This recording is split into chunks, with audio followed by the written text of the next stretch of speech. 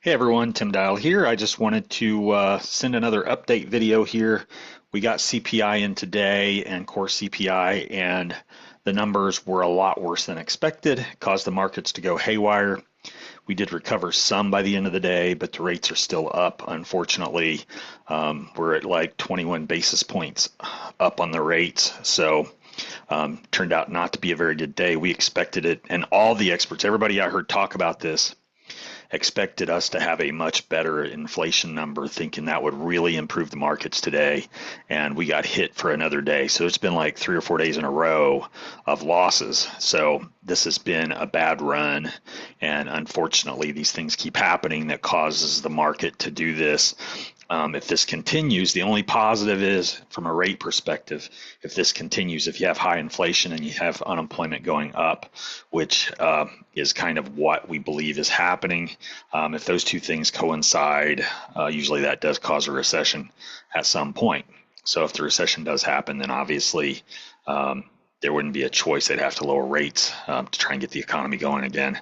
So there's some bad and good with that. Obviously, if you do go into a recession, there's usually more unemployment, and unemployment's not good for people who are unemployed. So anyway, that's kind of what we're looking at. But I did want to go ahead. I'm going to share this video with you, the full video of what happened with CPI, because I think it's the best way to explain it, because there's a lot of stuff going on, and feel free to cut it off early if you don't really care.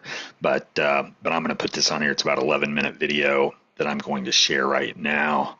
So let me get into this here real quick, and let's see. Here we go. So I'm going to go ahead and share this real quick here. Unfortunately, a hotter than expected CPI number causing the markets to sell off this morning. We're going to break it down for you. This number on inflation is just too hot. I'm going to fast forward shortly here. Period. We were hopeful that we get a better number on CPI. We were looking forward to this because everything was lined up. You had good technicals that would be in place. We've got a 10-year note auction to follow this. We could have seen some nice gains in this, especially given the fact that the shelter component had a very juicy replacement from last year that was going away, but it all kind of fell apart on us here, and we'll talk about why. So let's break down the numbers as to what went wrong. Right now, we're down 29 basis points on the 10-year. I mean, listen, it's not like a major sell-off, but it hurts, especially when we were expecting this to be better. So we weren't the only ones who got this wrong. Pretty much everyone did. The number came in double what the market was expecting, and that's everyone. Take the top analysts in the world. They were all surprised by this number, as were we. Let's take a look at what happened here. So first, we break this down. The headline number came in 5/10. Again, essentially double what the market was expecting it to come in at. And the year-over-year inflation number rose from 2.9 to 3% now on CPI. Yes, of course, the Fed looks more carefully at PCE, but CPI is still important. The monthly effect, as we mentioned, yes, at the headline read 0.5. It was actually 0.47. And let's break down some of these components for you. So where did this inflation come from? So we knew that energy was going to be a bit of an issue, and it was up 1.1%. And the monthly effect that it had was 7/100. So almost a tenth came from energy. Food was interesting. It's a big weighting here. That was up, but you know what? The big thing here, and I'm sure you guys are feeling it when you go to the grocery store, was eggs. Eggs accounted, so we had 5/100, 60% of the food pressure on a monthly basis came from eggs. And shelter, it's a lower weighting, but it's still in obviously the headline. It's a heavier weighting in core, but it's provided the bulk of where the inflation came from. We'll break that down in a minute for you. Used cars contributed, and motor vehicle insurance. So look, these 5 items here was where the inflation on headline came from. Everything else was relatively benign, but still, this is a bigger number, much bigger number than what the market wanted to see. So let's take a look at the core now. So this is where the real focus is. It came in at 4/10 is what the reading was, but it was actually worse than that. It was up 0.44. They rounded it down to 4/10. And the year-over-year number, it was 3.26, so they round this up to 3.3, but this 3.3 is up from 3.2. So, this was actually reported 3.24. So it went to 3.26. So not a big jump there, but when you round it to one decimal, last month was rounded from 3.2. So people see it goes from 3.2 to 3.3.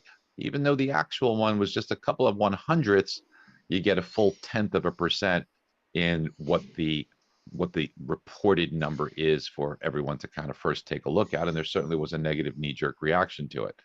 So as we go through the breakdown here and say, okay, where did this inflation come from? Well, the big one is shelter. Now, we were hoping for some help from shelter.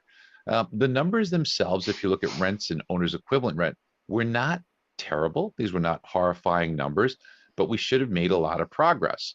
Two reasons why we thought we would make progress, and the reasoning was very sound.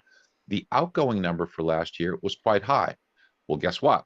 That outgoing number was revised lower. No way we could see that coming. And that certainly didn't help us. That kind of hurt the numbers. And the other one is this wild card of lodging away from home, which was up 1.43% for the month. And this one, we're going to show you in a minute. Dan's going to break this down for you. But this is an impossible one to kind of forecast. And that certainly added to the pressure that we got. It brought up the core readings. Somebody could say, hey, if rent and owner's equivalent rent are up 0.3, why did the shelter number itself go up, let's call it 0.4? What happened there? Well, it was this lodging away from home. Even though the weighting's low, the percentage change was quite significant. And guys, we looked at this lodging away from home just to try and see, is it something that happens every January? No, it's not. It's very, very, very hard to forecast. We'll have a deeper dive on that in a minute. But as you can see here, these numbers on shelter 4.4, just way too high. The real number is 1.5%. There's a big lag from this that we hope catches up, starting to come in lower numbers, but just not enough. So where else was the inflation? It was in used cars and motor vehicle insurance. And they each contributed 7/100%. So if you take the monthly read that we got, and minus shelter, minus used cars and motor vehicle insurance, just those three categories, again, kind of benign, maybe still a little bit hotter than we want it to be.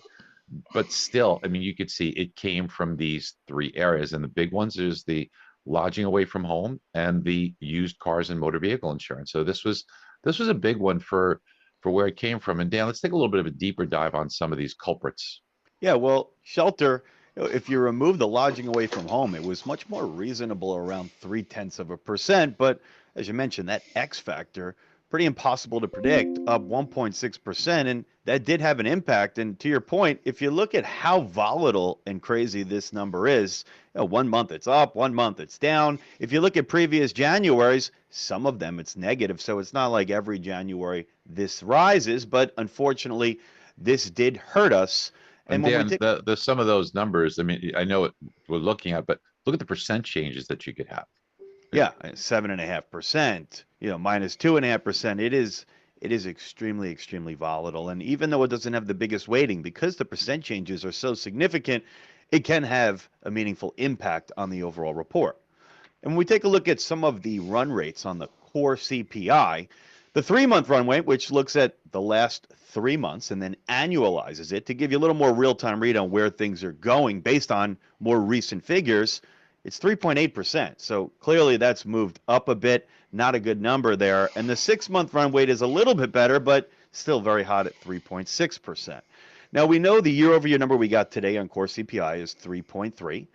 But if you were to catch up the shelter, which remember, shelter makes up 44% of the report, and it is at 4.4% on a year-over-year basis, you compare that with real-time figures that are more reliable, like CoreLogic at 1.5%. Well, if you do the math there and catch it up, core CPI without that shelter lag would be 2%, which would be right in line with the Fed's target. We were hopeful that we were going to continue to see shelter catch up. We've been seeing signs of it. Even the Fed's saying they expect progress because it looks like shelter's starting to catch up. But, the lodging away from home certainly did not help us. Yeah, and then the rent catch up.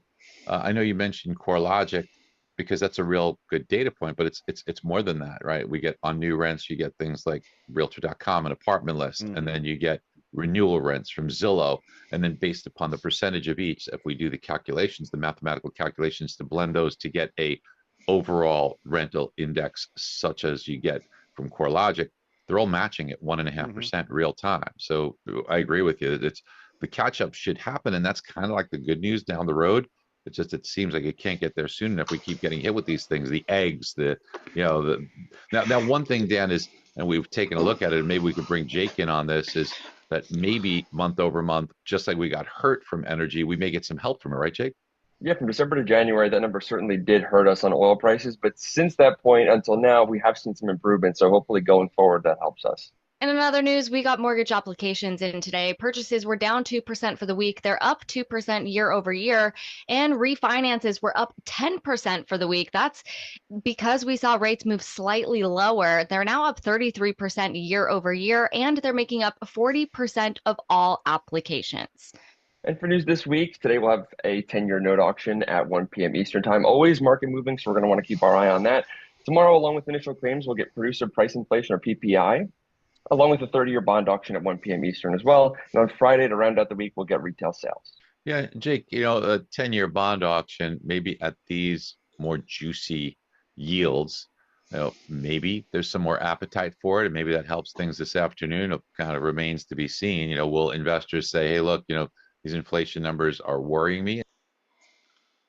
Okay, so that's what happened in the video. The rest of it, there's no need to really go into. Not much more there that they're going to talk about, but we were down close to 40 basis points. Now we're at 21 at the end of the day. So like they were saying, we did recover some. As you can see, this line was way down to here at one point, and then it moved all the way back up to here. Didn't quite make it back above this line of resistance, which is too bad. But obviously, if you look at the last several days, it's 1, 2, 3, 4, 5 days in a row where we have lost ground, which is not great. And if we're going to look at the 10-year moves the same direction as rates, and we're having 1, 2, 3, 4, 5 days in a row where rates have gone up. In the 10-year, we had a couple good days at the end of mid part of last week. We had a couple good days there, but then rates have kind of gone haywire and gone the wrong direction. So anyway, that's what's happening. The one thing that could kind of save us on this is when we do get new unemployment numbers. If the unemployment is going up, then that will counterbalance what's happening here, because they're going to get more and more worried about recession if that does happen. So that's kind of what we're looking at there. The other thing I wanted to say very quickly is, there is all this stuff going on in the job stuff right now with the government jobs. I mean, there's like over 2 million government jobs out there, and they're trying to cut a lot of government jobs. And if they do cut the government jobs, depending on how much they do cut, some of those people will probably retire, which will not get added to unemployment. However, the ones who do not retire, it's my understanding they're trying to give those people like I think it's around an 8-month severance or something. And so those people could choose to stay out of work for a decent amount of time. And if that does happen, they could be in the unemployment rate. And even though there's no way 2 million jobs would happen, because some of those are military, some of those are not, they're not going to get rid of some of those for sure. But you're probably looking at least a couple 100,000 jobs they're trying to get rid of. If that does happen, you will see a movement in the unemployment rate just from the federal jobs that are lost. So those things could potentially help us on this stuff in the future. On higher unemployment combined with higher inflation. The higher inflation is not good. That hurts rates. But when you combine the two, the worry is recession. And once the worry is recession, that could potentially help. So, these things are kind of pushing and pulling against each other, and we'll just have to see how they play out. But wanted to cover that. I don't like to make these videos this long, but I thought it was good to go into it in a little bit more detail because it was so unexpected today. We really thought we were going to get a really good number and we were going to see an improvement in the market today. And obviously that didn't happen. It went the opposite direction. So wanted to cover that really quickly. Hope you have a great rest of your day, and let me know if you need anything. Thanks. Bye.